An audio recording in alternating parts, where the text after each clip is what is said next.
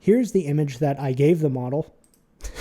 And then here's the website that it actually went ahead and generated. For today's video, we're going to be taking a look at the 30 billion parameter MOE version of the Qwen3 VL family of models, which are the vision language models in the Qwen family. Now, this is an interesting model because it is actually relatively palatable to be run on perhaps hobbyist level hardware, and it is a robust and performant vision model, which is always nice to have. Now, beyond that, there are some interesting things that the Qwen3 VL family is very geared towards, at least in terms of how they're advertised, and we'll just talk about some of those right here, but I won't do a long intro and we'll basically jump into some fun testing after a quick technical peek. While there is a lot of interesting things here listed in the key enhancements section, the ones that really stick out to me are first and foremost the idea of this visual coding boost. So it can essentially generate code for hand drawings, which of course I have finally crafted a Johnny's Bitcoin duplicator that we will give it a picture of and ask it to generate the website. However, that's just a very interesting task and something that can definitely be a lot of fun. They talk about an extremely long context length and video understanding, but for today we're going to stick to just pictures as, it's less work. But also, they talk very much about the agentic capabilities of the Qwen3 VL family, basically saying that these are very good as agent drivers, which is an unofficial way to put it, but essentially controlling autonomously an operating system, whether it be a computer or a phone operating system, and actually knowing what to do to interact with the system when given a text prompt. Now, I have tested that with the larger sibling of this model, the 235B version of Qwen3 VL, and it was fantastic at actually autonomously controlling a computer using screenshots and knowing exactly where to click, what to type. I did a video on that if anyone's interested. I did try the same exact functionality with the 30 billion parameter variant here, and unfortunately it was not as performant in actually controlling a full-on desktop operating system.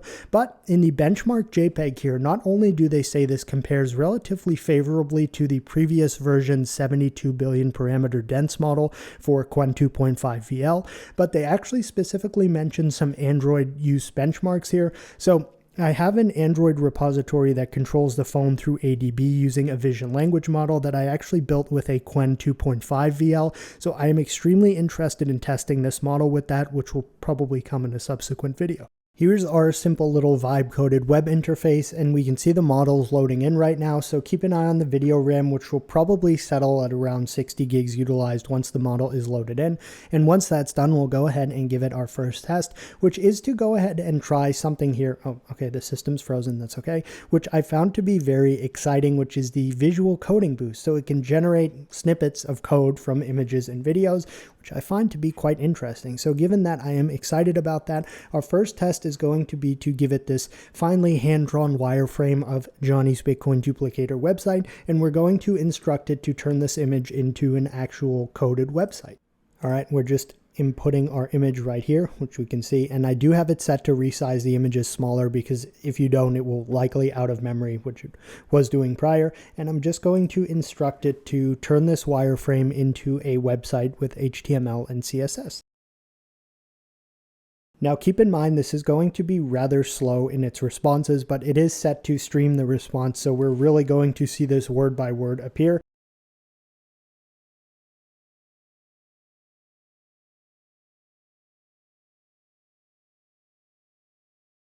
Sadly, I don't believe it actually finished generating the script. I hope I'm wrong, but oh, no, it totally did. All right, I'm very excited now. All right, give me 1 second to kind of, I suppose, take this in. All right, let's see. Hook. Oh. Okay, so the understanding was perhaps a bit lost that some of what was written in the wireframe were things the model was supposed to do. It verbosely kind of rewrote hook, make it good, from the wireframe, but overall this is definitely quite simple, and it did not at all try to polish this result. It just went ahead and made it very similar to the actual wireframe. We do have the actual Bitcoin logo right there, which is good. It is Johnny's Bitcoin duper. Hook, make it good. Online, Bitcoin, network, stable, wallet, secure. I'll take it. All right, we even have hover effects. I'm very pleased with those hover effects. Get started today. And we do have our fake client testimonials. So fortunately, it did not just verbosely rewrite client testimonials here. crypto miner, increase in profits, blockchain developer, and it did do a simple footer. All right, you know what? I know this may seem very simple, but overall, I'm quite pleased with this, and perhaps in like an architectural fashion where I'm enamored with what led to this, where we gave it an image of, so let's just kind of take a quick peek at this once more, a side by side, if you will. So here's the image that I gave the model. And then here's the website that it actually went ahead and generated. Now, the hook, make it good. The fact that it kind of just wrote that is not the best.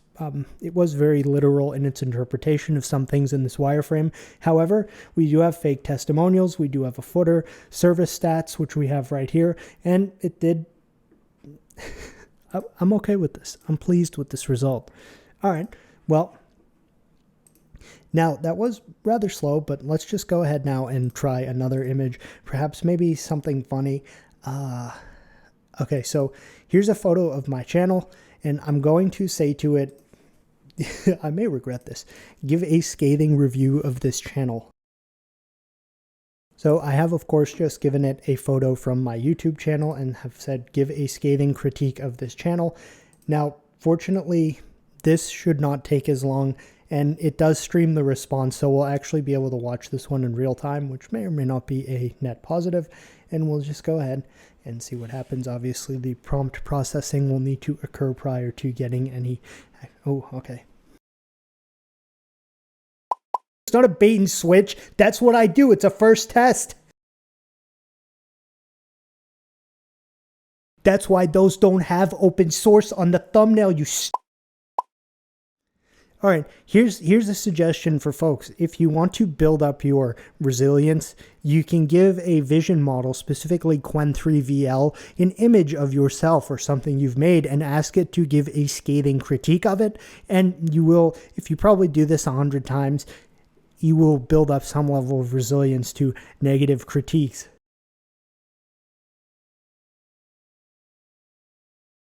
It went bold in this. All right. Oh, good, it finished. All right. Well, that was awful. So next up, we're just going to go ahead and see if this can actually identify a location. This is just a random screenshot of the city of Detroit, and we're just going to ask it simply, where is this photo, or where was this photo taken? Because this building right here is very identifiable. Good. Nailed it. Very good. All right, it's going to give us some of the key details that led to this conclusion, as it says.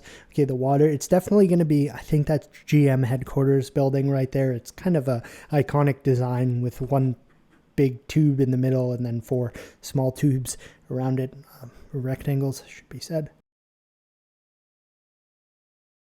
You know, that's interesting because I said, where was this photo taken? And basically I expected it to say Detroit, but it actually said this was taken in Windsor, Ontario, Canada, being that that is across the river focused on Detroit. So it really did very consciously pick up on all of that. So that was not bad. And again, this is just kind of a test to see what it sees and why it comes to its decisions. This is probably a relatively identifiable test and not something very difficult. However, I do have something that is rather difficult for this model right here.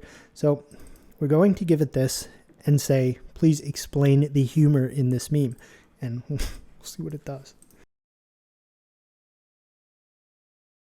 No, it isn't. Gert is a common informal nickname for the character Hagrid.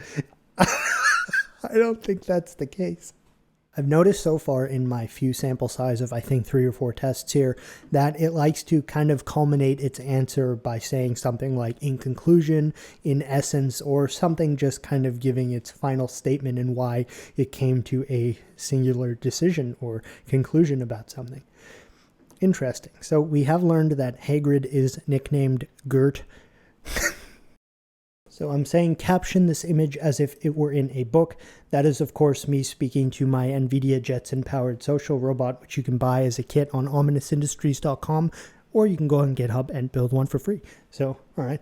So here's our caption as if it were in a book. In a dimly lit studio with the glow of monitors and the hum of technology filled in the air, a man sat at his desk, his face a mask of intense concentration. That was acceptable. I don't really know what to say about that one. I was kind of expecting more of like a documentary style caption, which just had like fake facts, but that works.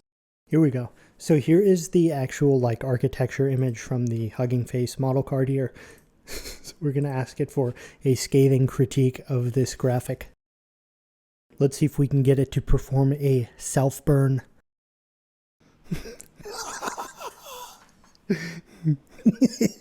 I don't know. I know it's stupid, but sometimes I find it funny to give the vision models images of like releases pertaining to them. And let's break down the abomination.